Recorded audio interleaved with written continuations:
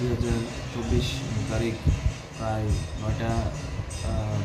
সাড়ে 9টা-10টা নাগাদ আমাদের যে 33টি ব্যাটালিয়ন বিএসএফ ইয়াকুবনগর তারা তাদের পেট্রোলিং ডিউটিতে ছিল এবং যখন তারা পেট্রোলিং ডিউটি করার সময় 22 নাম্বার গেটের এখানে যায়, দেখেন যে একটা লোক বাংলাদেশের সাইড থেকে ক্রস করে ইন্ডিয়ার মধ্যে প্রবেশ করেছে।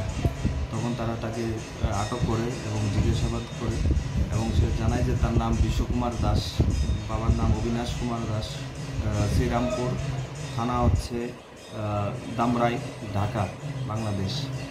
তখন তারা তাকে চেক করে এবং তার কাছ থেকে কোনো ভ্যালিড কোনো ডকুমেন্টসও পায়নি এবং তারা তাকে ডিটেন করে থানাতে নিয়ে আসে এবং হ্যান্ড ওভার করে আজকে।